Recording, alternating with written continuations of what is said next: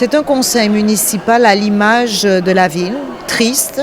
Il n'y a aucun débat de fond, sauf sur une politique de santé au niveau du conseil local de santé, pourquoi pas.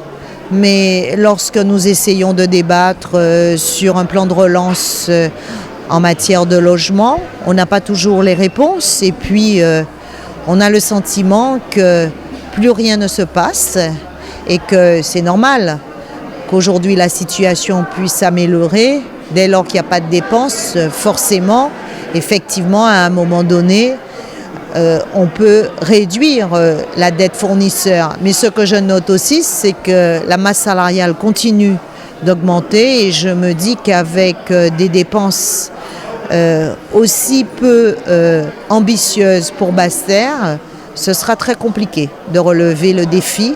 En tout cas, je suis particulièrement inquiète parce que je vois aussi des propositions où on prend des décisions et on n'a aucune garantie que les financements sont arrêtés, que les plans de financement sont bien décidés par les collectivités majeures. Beaucoup d'imprécisions, beaucoup de non-réponses, rien de très probant à l'occasion de ce débat d'orientation budgétaire.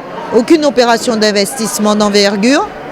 On parle de la maison Linsol, mais vous savez que la maison Linsol, c'est quelque chose que nous avons porté par le passé. Il n'y a rien de nouveau sous le soleil.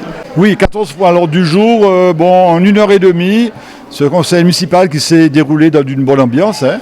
Et donc, le point le plus important, c'est quand même le débat d'orientation budgétaire qui montre que la ville de Basse-Terre va mieux. Bien sûr, la situation reste encore fragile, mais un exemple qui ressort très bien dans ce débat d'orientation budgétaire, lorsque nous sommes arrivés à la gestion de cette ville, nous avions en dette fournisseur à peu près 10 millions d'euros de dette, et nous sommes au jour d'aujourd'hui, en date du 28 février 2022, nous sommes à 3 millions de dettes fournisseurs. Donc nous devenons plus crédibles vis-à-vis de nos partenaires. Et lorsque dorénavant, demain, nous avons des projets, nous avons des partenaires qui nous font plus confiance puisque nous sommes beaucoup moins endettés et on a réglé une partie de notre dette. Il faut bien sûr continuer.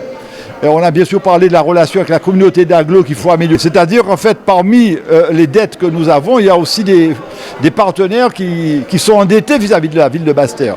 Et bien sûr, le partenaire qui est le plus endetté, c'est la communauté d'agglo. On le sait, plus de 4,5 millions d'euros de dettes de la communauté d'agglo envers la ville de Basse-Terre.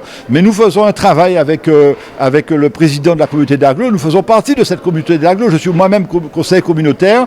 On espère que lorsque la situation de la communauté d'agglo va s'améliorer, on pourra avoir, nous, en contrepartie, une partie de ces dettes qui seront restituées à la ville de Basse-Terre, ce qui va améliorer notre trésorerie.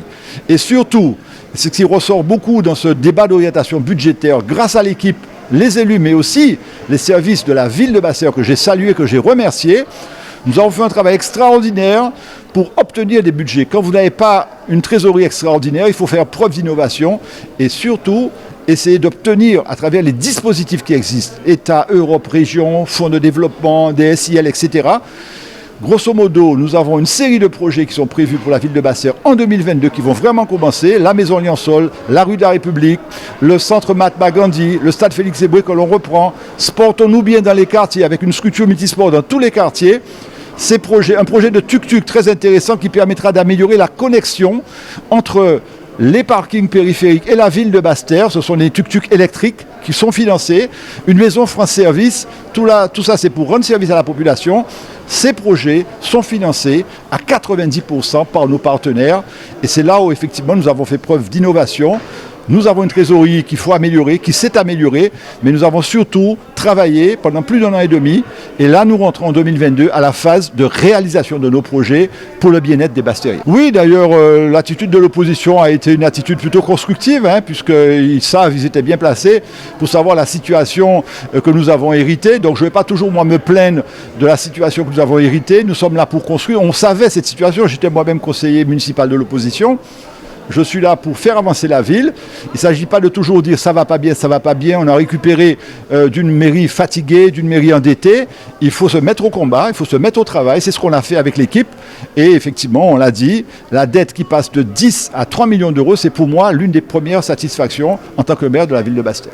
Il y a la politique et il y a la réelle politique. Nous savons très bien que, quelle que soit l'étiquette politique d'une collectivité majeure, quelle que soit l'étiquette politique du gouvernement, nous sommes là pour travailler pour l'intérêt de la population. Et donc nous devons tous faire preuve d'intelligence dans l'intérêt des administrés. Et donc nos rapports sont très cordiaux avec l'État, avec le conseil départemental, avec le conseil régional, avec le syndicat mixte des eaux et assainissement. Et nous nous rencontrons régulièrement pour pouvoir, et avec la communauté d'agglo aussi, pour pouvoir faire avancer Basse-Terre.